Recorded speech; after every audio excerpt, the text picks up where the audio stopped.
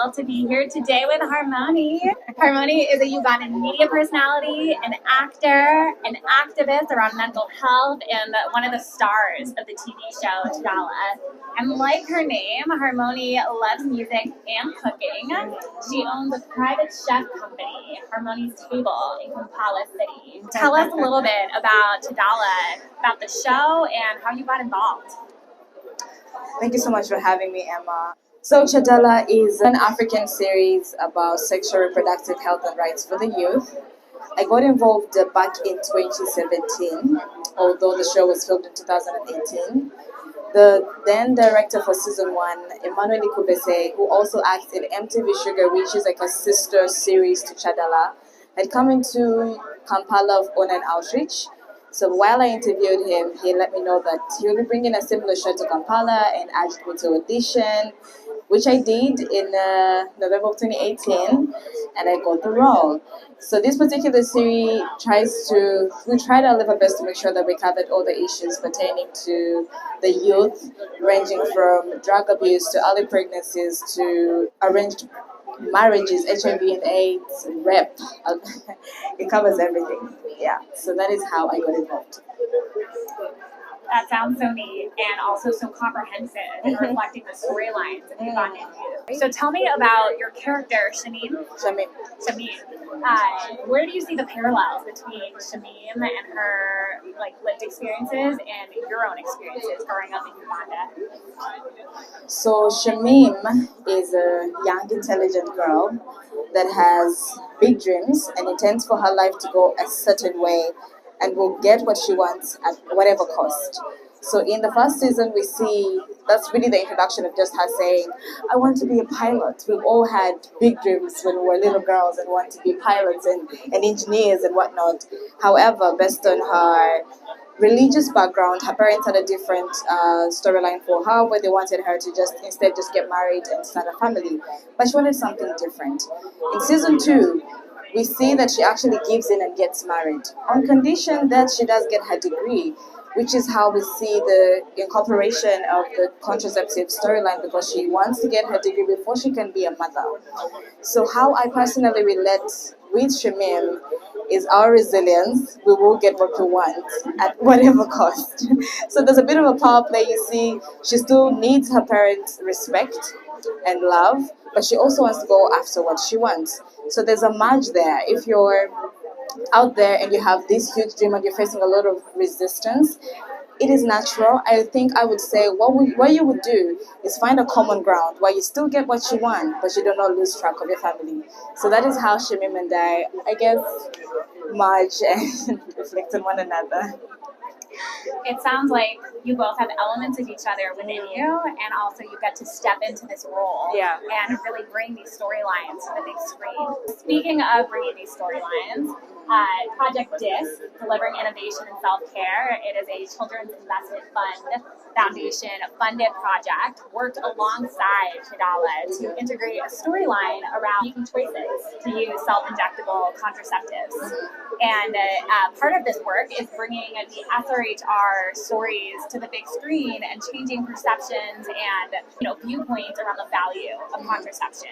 So how did you see that storyline change behaviors among Ugandan youth that you spoke to? First of all, I'm super excited that we had this storyline in this season, because I feel most of the girls that I've spoken to in recent time are more open to the use of contraceptives. What I really appreciate about how we delivered this message is how gentle it was and how extremely elaborate it was in terms of this is how you can use it with like a dummy of a thigh, this is how you dispose of it, this is how it works well for your body. This is not information that we had growing up. As a young sexually active teenager, I can assure you I did not have this information. If anything went wrong, I'll just run to a friend who will say, oh, just get an emergency pill. I don't know how it's going to affect my body in the long run. I don't understand anything. It's just what other girls are using. I might as well use it.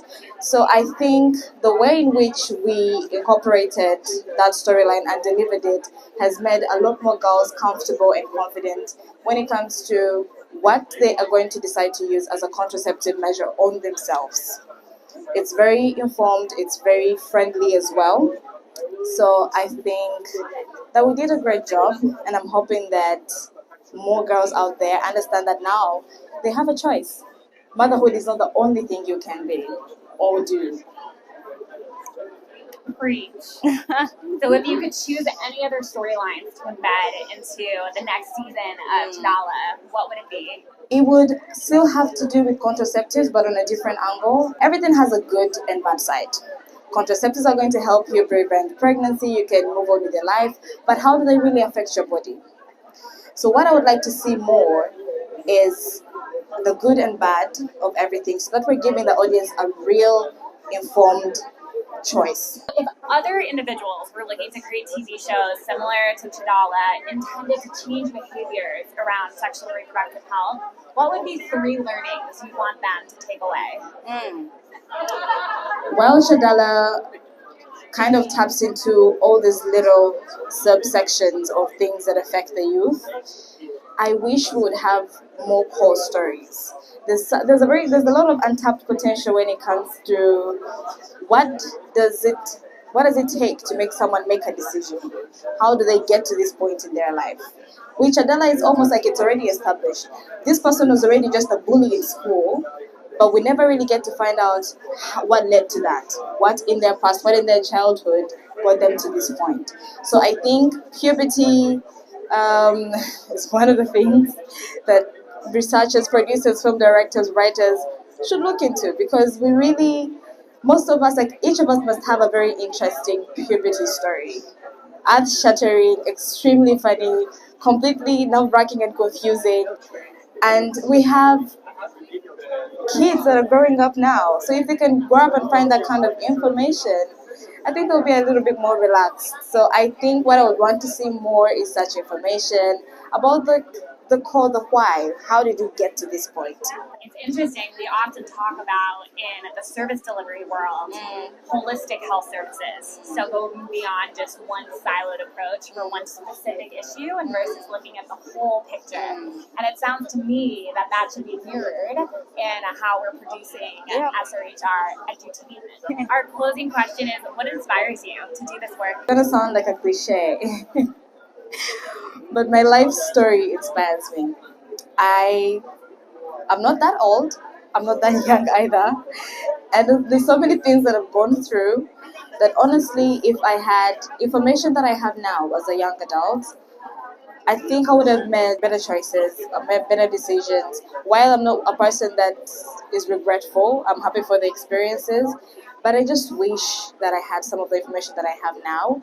So because of that, I intend to make my life as real as possible, so that a young girl out there does not feel alone and scared, and I just want to make it better. So my life story inspires me so much, and it's what helps me do what I do in terms of mental health, when it comes to acting, which is a form of expression for me as well. Well, thank you for bringing your personal inspiration to inspiring viewers across Uganda and around the world.